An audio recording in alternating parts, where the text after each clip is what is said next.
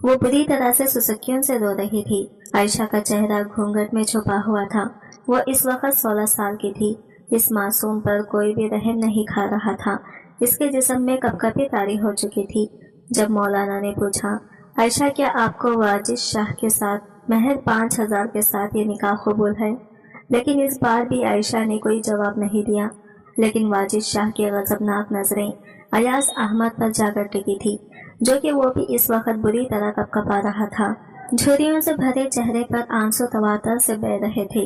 इसने कांपता हुआ हाथ उठाकर आयशा के कंधे पर रखा और कहा, आयशा बेटा, मेरी इज्जत का सवाल है। आयशा बेटा, कह दो कि तुम्हें ये निकाह कबूल है। अपने मजबूर बाप की इज्जत बचाने के लिए आयशा ने ये निकाह कबूल कर लिया था। जैसे ही एजाब कबूल हुआ, वाजिद शाह बड़े गुस्से से खड़ा हुआ था और इसने आयशा को बाजू से पकड़ता हुआ खड़ा किया और इसे बेदर्दी से ले जाने वाला था। तभी अयाज अहमद इसके सामने आकर कहने लगा, देखो मेरी बच्ची बहुत मासूम है और बेकसूर है। इसमें इसकी कोई गलती नहीं है।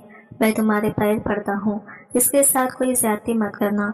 फिर वाजिद शाह कहने लगा, मेरे लिए तो तुम्हारी बेटी एक बदले का सामान है, इसलिए इसके साथ ज्यादती किए बगैर मैं नहीं रह सकता। इसलिए तुम मुझसे कोई भी रहम की उम्मीद मत रखना। मेरी बिरादरी में जो बेइज्जती हुई है, इसका खमियाजा तो यही भुगतेगी। और पंचायत ने जो भी फैसला किया है, इसको तुम्हें हर हाल में मानना होगा। और पंचायत के फैसले को मद्देनजर रखते हुए तुम पूछगिछ का हक नहीं रख सकते। समझो कि आज के बाद तुम्हारी बेटी तुम्हारे लिए मर गई। तुम मुझसे अपनी बेटी के मामले में कोई भी सवाल नहीं करोगे। तुम ये ना समझना कि इसकी रुखसती हो रही है, बल्कि ये समझो कि तुम्हारे घर से तुम्हारी बेटी का जनाजा निकल रहा है। ये सब इसने बड़े सख्त लहजे में कहा था और आयशा की बेदर्दी से कलाई पकड़े अयाज अहमद के घर से बाहर निकल गया। वो खींचते हुए आयशा को अपनी जीप के पास ले गया और जीप का दरवाजा खोल के आयशा को ढकेलने के अंदाज में गाड़ी में बिठाया था और दूसरी सीट पर ये भी बैठ गया। कुछ ही देर में गाड़ी स्पीड में हवेली की जानिब बढ़ रही थी। वजीर शाह तो बहुत कुछ सोच रखा था। अपना हुजरा उरूसी इसने गुलाब के फूलों से सजा रखा था, क्योंकि वो अपनी मनपसंद की लड़की को अपनी बीवी बनाकर लाना चाहता था। वो बहुत बेसब्री से इंतजार कर रहा था आज की रात को, लेकिन इसने कभी नहीं सोचा था ये निकाह के दिन ही कुछ ऐसा इसके साथ हो सकता है। कोई लड़की भी इसके साथ कुछ इस तरह का मजाक कर सकती है। वाजिद शाह के आगे किसी की हिम्मत नहीं थी कि इसकी आंखों में आंखें डालकर बात कर सके। वाजिद शाह के गुस्से के आगे पूरा गांव कांपने लगता था। इसकी एक धारदार आवाज पर गांव वालों के दिल दहल कर रह जाते थे। और एक मामूली सी लड़की जिसे इसने अपनी इज्जत बनाने के बारे में सोचा, लेकिन वो तो इसके मुंह पर इज्जत का तमाचा मारकर जा चुकी थी। लेकिन वो कोई ऐसा वैसा इंसान नहीं था जो एक लड़की ठुकरा गई तो अपनी अहानत बर्दाश्त करता और खाली हाथ लौटता। आयशा की सुसुकियां तो इसे जहर लग रही थी। इसने एक जोरदार आवाज में कहा कि चुप हो जाओ लड़की, और तुम लोग मेरे बारे में क्या समझते थे कि अगर तुम्हारी बहन भाग जाएगी तो वाजिद शाह खाली हाथ लौटाएगा, पूरे जमाने के सामने अपनी बेइज्जती करवाएगा। मैं इतना कमजोर आदमी नहीं हूँ।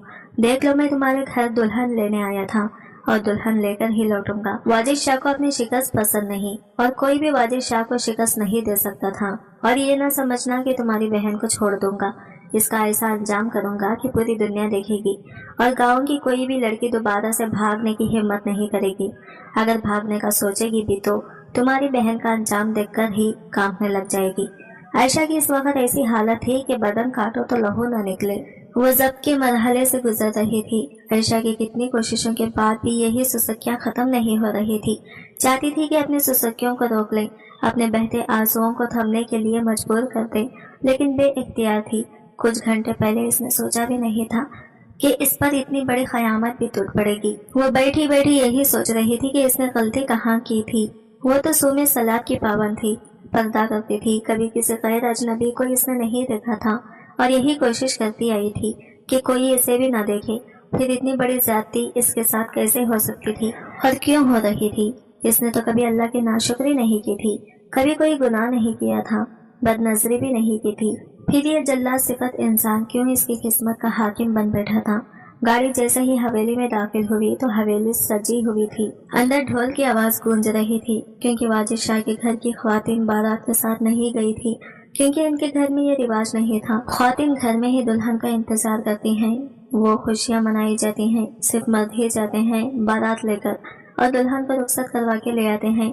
लेकिन जैसे ही जीप बड़ी तेजी से हवेली में दाखिल हुई, एतराफ में खड़े ढोल वालों ने ढोल बजाने शुरू कर दिए। मुलाजमीन ने बंगड़ा डालना शुरू कर दिया। जब वाजिद शाह की गजबनाक धाड़ पर सब कुछ बंद हुआ था, मौत जैसा सन्नाटा छाया था।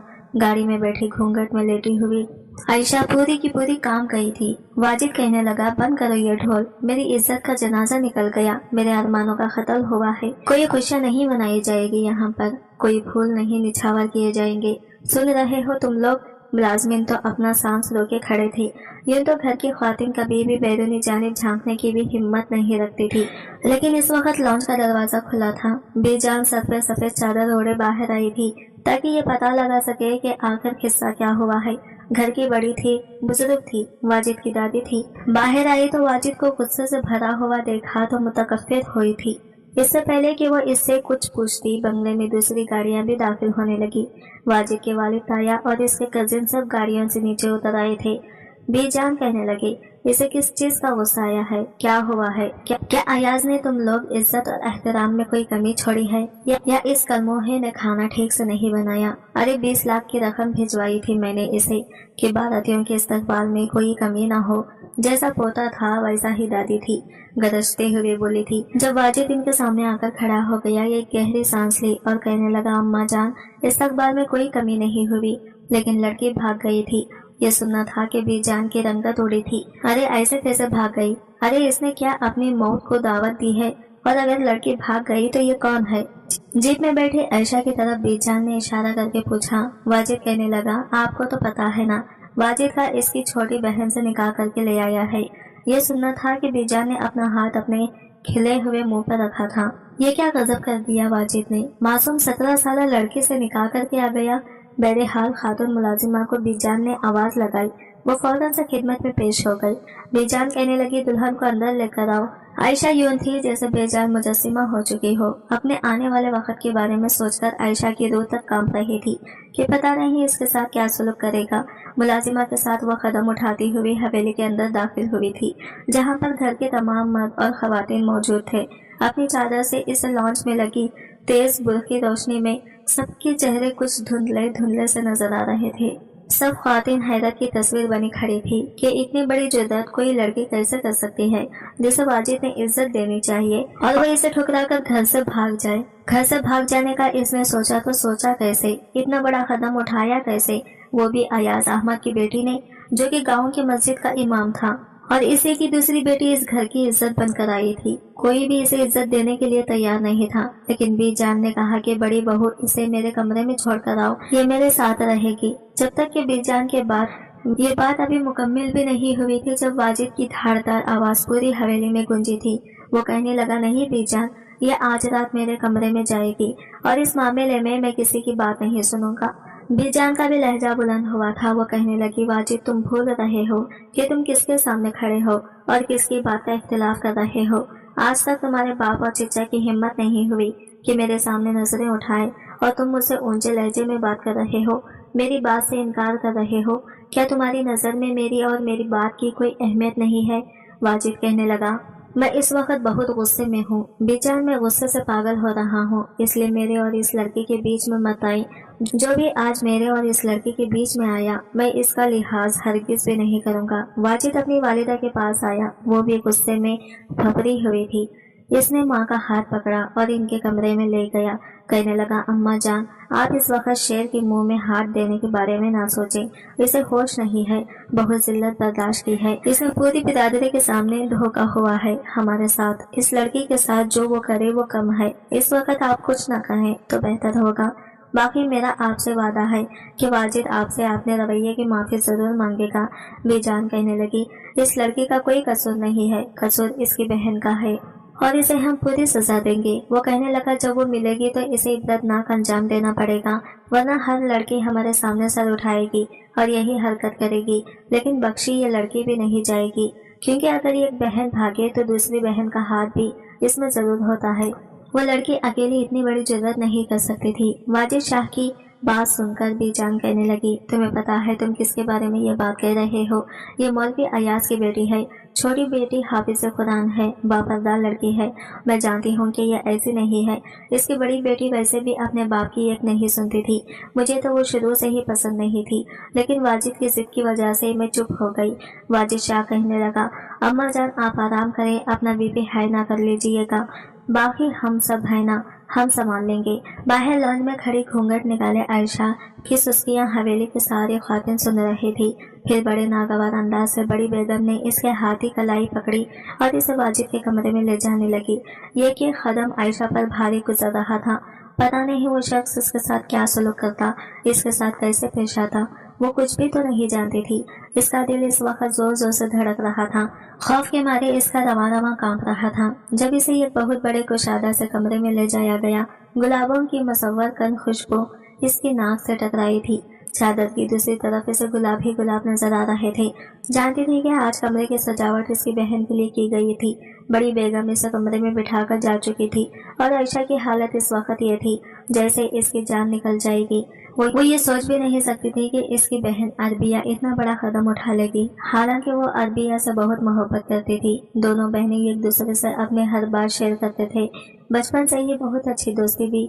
हालांकि अरबिया इससे 5 साल बड़ी थी, लेकिन थी 2 बहनें, इसीलिए आपस में बहुत प्यार मोहब्बत था। अयाज अहमद ने अपनी बेटियों से बहुत मोहब्बत की थी। वो ज्यादा अमीर नहीं थे, जिंदगी गुर्बत में ही गई थी, लेकिन फिर भी कभी बेटी की पैदाइश पे नाशुक्री नहीं की थी, क्योंकि जानते थे कि बेटी की परवरिश करना और इनसे प्यार मोहब्बत में पेश आना इन्हें जन्नत में ले जाएगा। बेटा ना होने पर कभी भी बीवी से लड़ाई झगड़ा भी नहीं किया था। बहुत बाइखलाक किस्म के इंसान थे, लेकिन अरबिया और आयशा में बहुत फर्क था। आयशा को शुरू से ही कलाम पाक पढ़ने से बहुत लगाव था। यही वजह थी कि वो बहुत जल्द हिफ्ज करने लगी, लेकिन अरबिया को जल्दी कलाम पाक याद नहीं होता था, क्योंकि वो ध्यान ही नहीं देती थी। इसकी दिलचस्पी दूसरी चीजों में ज्यादा थी। इसके घर में टीवी तो नहीं था, अलबत्ता पड़ोस में मौजूद था, इसलिए अपने बाबा से नजरें बचाते हुए वो सहेली से मिलने का बहाना करके पड़ोस में चली जाती। वहां जाकर टीवी पर ड्रामे देखती हैं और घर आके अपनी सारी बातें आयशा को बताती कि तुम तो पूरा दिन मदरसे में गुजार देती हो, तुम्हें क्या पता कि दुनिया क्या है। वो कहती है, मुझे नहीं जाना, मुझे कलाम पाक पढ़ने में ही सुकून मिलता है। बहुत कम उम्र में आयशा ने कलाम पाक हिफ्ज कर लिया था और नमाज भी बड़ी पाबंदी से पढ़ती थी और इसके बाद स्कूल में भी दाखिला लिया। लेकिन जैसे ही 10 साल से ऊपर की हुई, इसने नकाब करना शुरू कर दिया था। कहती थी, मुझे पर्दा करना अच्छा लगता। फिर घर का माहौल भी था, इसलिए अपनी वालिदा को देखा देखी इसने बुर्खा भी पहनना शुरू कर दिया। अलबत्ता अरबिया इन चीजों से बहुत चिढ़ती थी। बाहर जाते हुए तो वो भी बुर्खा पहनती थी, लेकिन इस स्कूल जाने हुए वो खूबसूरत बहुत थी। एक बार आयशा स्कूल से वापस आई तो इसका कमरा बंद था। घर के अंदर बस 2 ही कमरे थे और एक डाइनिंग रूम, एक कमरा इसके वालिदैन का था और एक दोनों बहनों का। इसने दरवाजे को दस्तक दी क्योंकि थकी हुई स्कूल से आई थी, कपड़े भी तब्दील करने थे। दरवाजा बड़ी देर बाद अरबिया ने खोला था। जब खोला तो चेहरे पर मेकअप लगा हुआ था। ये देखकर आयशा बहुत हैरान हुई। कहने लगी, आपा ये क्या है, आपने क्या, आप कहीं जा रही हैं? वो कहने लगे, अगले हफ्ते मेरी सहेली की शादी, इसलिए मेकअप की प्रैक्टिस कर रही थी। लेकिन तुम्हें तो पता नहीं, दरवाजे को यूं पीट रही हो जैसे कि पता नहीं क्या हो गया हो। आयशा जब कमरे के अंदर आई तो फैंसी जोड़े बेड पर बिखरे पड़े थे। आयशा कहने लगी, आपको अब्बा तो ऐसे कपड़े नहीं लाकर देते, ये कपड़े कहाँ से आए? अरबिया कहने लगी, मेरी दोस्त की ही, क्योंकि मैं जानती हूँ अब्बा को तो हमारी कोई परवाह ही नहीं है। पता है तुम्हें, ये मुझे फौजिया ने दिया है। कह रही थी मेरी जो शादी होने वाली है, अब मैं ये कपड़े नहीं पहनूंगी। अरबिया बड़ा खुश होकर बता रही थी। कहने लगी, इसका अब्बा मेहंदी शादी ढोल के सब रख रहा है। अरे हमारे अब्बा जो कहते हैं कि सादगी से शादी करके अपनी बेटियों को रुखसत कर दूंगा, भला ये भी कोई बात हुई? शादी तो ऐसे मालूम नहीं होती है। आयशा कहने लगी, अब ये तो सब फजूल की रस्में हैं, इन पर पैसा क्यों खर्च करें? अरबिया ने इसके सामने हाथ जोड़े। कहने लगी, तुम तो बस चुप रहो, अब्बा की चमची हो तुम। फिर कहने लगी, तुम चलोगी मेरे साथ शादी पे? आयशा कहने लगी, मेरे तो पेपर है, मैं नहीं जाऊंगी। आयशा के 10वीं के पेपर थे। इसका स्कूल में दाखिला तब करवाया गया जब वो हिफ्ज कर चुकी थी, इसलिए क्लास में सबसे ज्यादा उम्र में वही थी। 17 साल की उम्र में वो मैट्रिक में थी। बहरहाल फिर शादी की रस्में भी शुरू हो गई। अरबिया तैयार होकर बुर्का पहनकर नकाब करके जाती थी, इसलिए किसी को पता नहीं होता था कि इसने क्या पहना है, कैसे लग रही है। कमरे से ही तैयार होके बुर्का पहनकर अपनी अम्मा से कहने लगी, मैं फौजिया की शादी में जा रही हूँ। इसकी वालिदा कहती कि जल्दी आ जाना। वो जानती थी कि अरबिया की फौजिया से बहुत अच्छी दोस्ती है, इसीलिए इसे ज्यादा रोका टोका नहीं जाता। अयाज अहमद ने भी बेटियों पर बेजा पाबंदियां तो नहीं लगाई थी, हाँ, लेकिन कभी छूट भी नहीं दी थी। अरबिया फौजिया की मेहंदी पर ढोलक के थाप पर अपनी सहेलियों के साथ नाच रही थी। आहिस्ता आहिस्ता इसकी सारी सहेलियां पीछे होकर खड़ी हो गई, लेकिन इससे तो जैसे होश ही नहीं था। पहले तो सारी ख्वातीन ही सहन में मौजूद थी, हल्ला गुल्ला कर रही थी, लेकिन इसके बाद सब ख्वातीन एक तरफ खड़ी हो गई थी, क्योंकि गांव के जागीरदार और इनका बेटा शादी पर मदू था। वो अंदर भी आ चुके थे। हालांकि फौजिया के छोटे भाई ने आवाज भी लगाई थी, लेकिन वो अपने नाचने में इस कदर मगन थी कि इसे आसपास का होश ही नहीं था। वो नाचते नाचते झूमते झूमते वो किसी से जाकर टकरा गई थी। लगता था कि अभी गिर जाएगी, लेकिन किसी की बाहों के हिसाब ने इसे गिरने से बचाया था। जब अरबिया की नजरें सामने खड़े शख्स पर पड़ी, जिसकी बाहों में वो मुकीद हो चुकी थी, तो पूरी तरह से घबराई थी, क्योंकि वो जागीरदार का बेटा वाजिद शाह था, जो इसे बड़ी दिलचस्पी से देख रहा था। अरबिया ने जल्दी से खुद को संभाला और इसके हाथों को अपने कमर से पीछे किया और फिर अंदर की तरफ दौड़ गई। जाकर फौजिया को और दूसरी सहेलियों को कहने लगी, क्या तुम लोग मुझे बता नहीं सकते थे? इसकी सहेलियां हंस रही थी, कहने लगी, तुम्हें होश ही कब होता है? तुम तो जब नाचती हो तो बस आगे पीछे कुछ नहीं देखती। सबको लगा कि बात यहीं पर आकर खत्म हो गई है, लेकिन ऐसा नहीं था। सिलसिला तो जैसे चल रहा था। एक बार वो बाग में अपने सहेलियों के साथ आई थी। अरबिया बुरी लड़की नहीं थी, बस शौक मिजाज थी। अभी भी कमर पर दुपट्टा डाले दरख्त पर चढ़ी हुई थी। इसकी सहेलियां कह रही थी, अरबिया वो जो बीच में है ना, वो वाली खीरी तोड़ के। वो अरबिया कहने लगी, अच्छा ठीक है। कहते कहते वो काफी ऊपर तक चढ़ गई थी। काफी बड़ा और घना दरख्त था। वो केरियां तोड़ तोड़ कर नीचे फेंक रही थी और इसकी सहेलियां वो सारी केरियां उठाकर अपने अपने दुपट्टों में भर रही थी कि अचानक इसे वहां पर दरख्तों के बीचों बीच गिरगिट नजर आ गया, जो काफी बड़ा था और सुर्ख और हरे रंग का था। ये देखकर अरबिया चिल्लाने लगी। वही बाग में वाजिद भी मौजूद था, जो एक लड़की की निस्वानी चीखें सुनकर इसकी तरफ जाने लगा। ये बाग इसी का था और बिना इजाजत के वो लड़कियां चोरी छुपे केरियां तोड़ने के लिए आई थी। जब वाजिद को वहां आते देखा तो सारी लड़कियां बाग से बाहर भाग गई, लेकिन जहां पर अरबिया दरख्त पर चढ़ी हुई थी, वो गिरगिट इसके इतने करीब था कि वो नीचे नहीं उतर सकती थी, और भी काफी ऊपर। अब समझ नहीं आ रही थी कि कहां से नीचे उतरे। ऊपर से सामने से गिरगिट को अपनी जानिब बढ़ता देखकर वो चिल्लाए जा रही थी। जब वाजिद की नजर इस हसीन दिलरुबा पर पड़ी, जो करमदीन चाचा की बेटी की मेहंदी पर इसका सुख चैन छीन चली थी। हालांकि वहां पर माली भी मौजूद था। अरबिया को देखकर कहने लगा, ऊपर तो अरबू है ना, इमाम साहब की बेटी, तो यहाँ क्या कर रही है? बाप तेरा यहाँ पर नेकी की दुरुस्त देता है और तो चोरी कर रही है। बिना इजाजत के शाह साहब के बाग के फल तोड़ रही है। माली गुस्से से बोला था, लेकिन वाजिद ने इसे कहा कि तुम यहाँ से जाओ, ये मेरी मुजरिम है, इसे सजा भी मैं ही खुद दूंगा। वो माली वहाँ से जा चुका था। अरबिया को राता घबराता देख के कहने लगा, क्या हुआ है तुम्हें लड़की? वो कहने लगी, गिरगिट है, मेरी तरफ बढ़ रहा है, मुझे बहुत डर लगता है, प्लीज साहब जी मेरी मदद कर दें। इसने मुल्तजी लहजे में यह बात कही थी।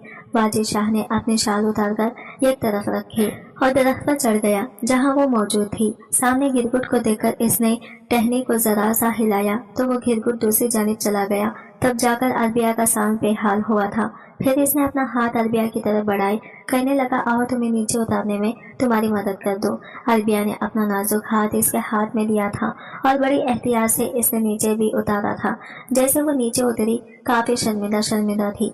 कहने लगी, साहब जी मैं यहाँ नहीं आ रही थी, वो मेरी सहेलियां है ना, मुझे खींच कर लाई थी। कहती थी कि केरियां तोड़कर दो, लेकिन मेरे हाथ में कुछ भी नहीं है, मैंने कुछ नहीं चोरी किया, मैं बिल्कुल बेकसूर हूँ। अरबिया ने बड़ी मासूमियत से अपनी सफाई पेश की थी। फिर अपनी कमर से दुपट्टा खोलकर खुद पर पहनने लगी, क्योंकि वाजिद शाह की ये थी कि नजरें इसी पर थी। वो कहने लगा, चोरी तो तुमने की है। वो ये कि कदम इसकी तरफ आ रहा था और वो ये कि कदम पीछे हो रही थी। वो कहने लगी, अल्लाह पाक की कसम, मैंने एक भी केरी नहीं ली, आप मेरे हाथ देख लो, एक भी नहीं है। इसके आगे बढ़े हुए हाथ अपने हाथ में लेकर वो कहने लगा। इसका दूसरा पार्ट देखने के लिए हमारे चैनल को सब्सक्राइब करें और वीडियो पसंद आया है तो लाइक शेयर जरूर कीजिएगा, हमारे चैनल को सब्सक्राइब करें फ्रेंड्स। मिलते हैं अगले वीडियो के साथ, तब तक के लिए बाय बाय, टेक केयर, अल्लाह हाफिज।